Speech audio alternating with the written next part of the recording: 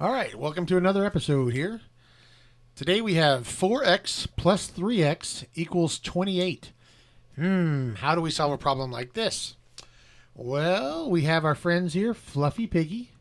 It's going to help us work the problem. And then we have our worst enemies up here, the shark and the dinosaur. The shark and the dinosaur. They're here to scare us to death and use big words and hope that we'll give up and quit. So, look, if you're an algebra student, when I learned algebra, I was sort of lost in space and totally out of my mind. I didn't understand any of the words. They scared me. I didn't know anything, and I didn't even know that I didn't know anything. I was just utterly lost. And so what I want you to do is I'm going to tell you something that nobody ever told me. And that is that you don't have to know all these big, scary words that are your chapter titles and your section headings. They're utterly worthless. You never have to know them, and they're not on the test. So in this case, the big scary words for this chapter are linear equations. Okay, and every chapter is going to have some crazy word that you've never heard before in your life, and you're probably never going to use, and you don't talk to about your friends with these words. And so anyway, I just want you to know, no one's going to tell you this, but I'm going to tell you a little secret. It took me a long time to figure this out. But you don't need to know or use any of the big scary words. And so look down here at Mr. Camel in the lower right. See the picture in the lower right? When I make a mark over the first hump, that first hump is a big hump, and that's just you realizing that the words don't matter. I know that's crazy because in any other subject, the words do matter. But the beautiful thing about math is you just have to know how to do the problems. And that's what Mr. Piggy's here for. So Fluffy Piggy says all you have to do is work the math problems. And if you do, you'll make 100 on every test. You'll never be tested on those words. You'll just be tested on how to do the little problems. And so that's what I'm going to show you how to do. So how do we do a problem like this? 4x plus 3x equals 28. What we want to do is get x by itself on one side of the equation. It's also called solving for x or isolating x. So let's do that. First, let's do any simplification that we can. 4x plus 3x can be simplified to just 7x. 4x plus 3x equals 7x. How do I know this? Well, just think about it. If you have 4 apples plus 3 apples, is that not the same as 7 apples, right? If you have 4 apricots plus 3 apricots, that's 7 apricots. If I've got 4 candy bars plus 3 candy bars, that's 7 candy bars, right? $4 plus $3 is $7. Okay, so 4 times anything plus 3 times anything is the same as 7 times anything. So 4x plus 3x simplifies to 7x. And on the right side, I'm just going to rewrite the 28 because nothing changed over there. Okay, so now we've got an equation that says 7x equals 28. And we remember our rule that we can do anything we want to both sides of the equation, or both sides of an equation, as long as we do the same thing to both sides of the equation. So I want to get rid of this 7 here because remember we're trying to isolate x by itself. So the 7's in the way.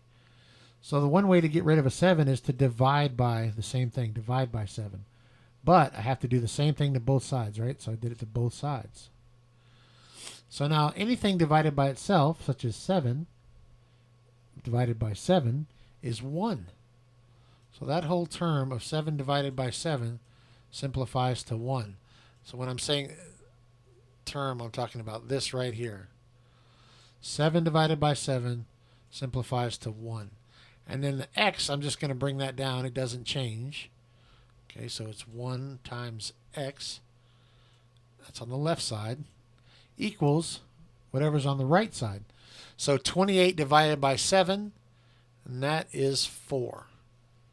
So 1x equals 4. Now our equation is getting a lot simpler now, right? Well, 1x is the same as just x, right? And on the right side, nothing changes, and we're just going to rewrite 4. So there's our solution. X equals 4. Yay! That's all we had to do. And now if you want to check your work and just make sure you didn't make a mistake, you can rewrite the original equation and plug in x equals 4 wherever there's an x. So first let me just rewrite the original equation. 4x plus 3x equals 28. Now there's the original equation. And we solved for x. We said x equals 4, right? So let's bring our solution up here and let's plug in 4 wherever there's an x in this equation. Let's just stick in a 4 and then just see if everything holds true. So 4 times x would be 4 times, and we're going to plug in a 4 for x, plus 3 times x. So 3 times what? What did we get? We got a 4 for that, so we're going to plug in a 4 equals 28. We're going to see if all this holds true. All right, over here on the left side, 4 times 4, that simplifies to 16.